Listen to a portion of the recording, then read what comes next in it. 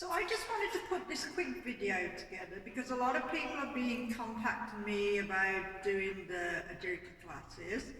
I'm not starting until September, but I know that most people like to keep their dogs entertained and they might set up simple jumps in their backyards or obstacles or whatever.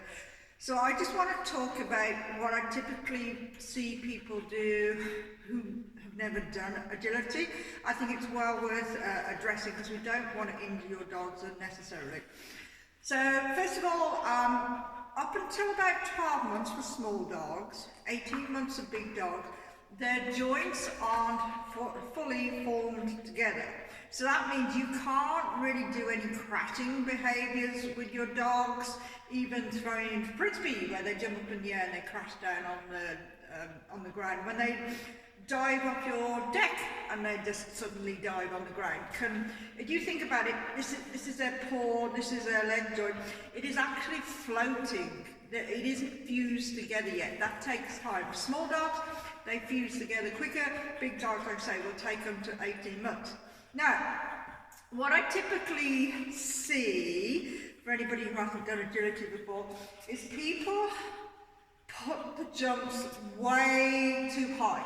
I'm not saying your dogs can't jump that height, they absolutely can, but for a dog, if I can get around, Lila, my dog Lila, I actually train, okay, I'm going to move that way now, with the jumps around about that height. Even if you went into agility competitions, whether firm, serious or whatever, the first thing they do is they measure your dog's shoulder height. From that shoulder height, they determine which class your dog's going to go in according to their heights. So I might typically see somebody with a small dog who might be 5 inches to the shoulder, and people are putting the bars like 10 or 15. They're not taking into account what the dog can actually jump. And the other thing I see is, apart from putting the bar way too high, so that's big for my dog, what they do is they stand in front and they expect their dog just to hop over. Well, of course your dog isn't going to hop over when you're stood in front because you're blocking their way. So, what I'm going to do is I'm going to put this down and I'm going to show you what I do. So I get my hand nice and low, and this is still a little bit too high, but just practice. Yes. I'm going to call her over. As I call her over, I'm moving out of her way so she's got space. If you were going to do it again, your bar would be lower. You can stand the other side of the jump, throw downwards. I typically see people who don't do agility always throwing overhand. We need it to be downwards.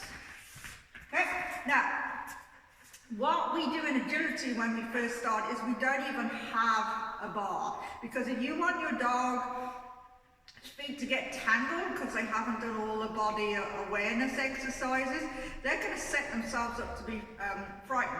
We want to build their confidence. So what we do in class before we even get a jump out is we use something called jump bumps. So jump bumps, this is actually just half a tube.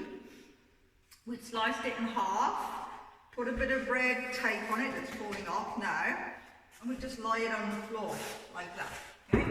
So when I send my dogs over these, she is not going to catch her back feet in. Dogs have 4 legs, but unless you do a lot of body awareness exercises with them, they don't know they have those back 2 legs. So again, when you're going on bigger equipment, the dog, say, I don't know, the dog walk really high up, narrow, they've got to be able to use their feet correctly, or they're going to be falling off that important equipment that they're going to be going over at really fast speeds.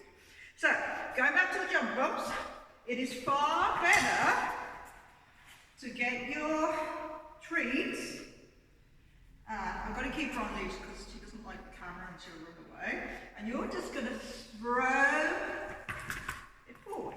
Okay?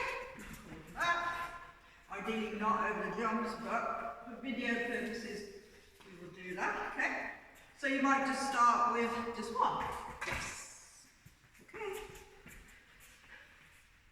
Then, yes. 2. So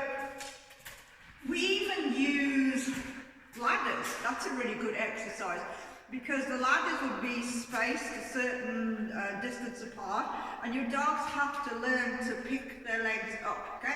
So the jumping is great, but like I said, you have to really be careful what you're doing. Always bowl underhand, not overhand. If it's overhand, your dog's going to be looking up at your hand, so then they're going to get themselves trapped in the kennel. Far better to start with something simple like this. Yes. And let them send themselves forward.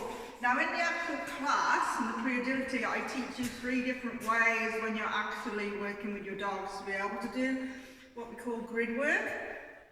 What I've just been doing is send on.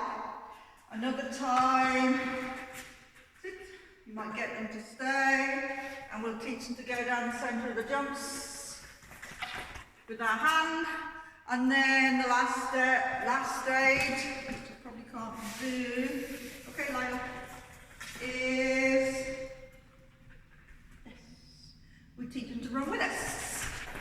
Yes. Okay?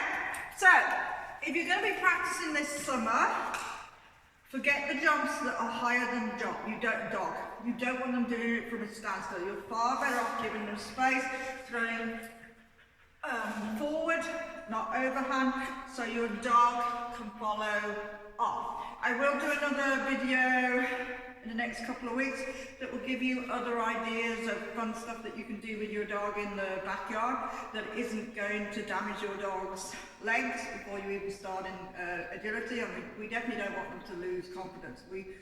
That's why we do pre-agility first, and then a slow introduction to the equipment. It's all about confidence. If your dog isn't confident, you're going to be dragging them all over the place. You're just not going to have fun with it. Okay, good girl.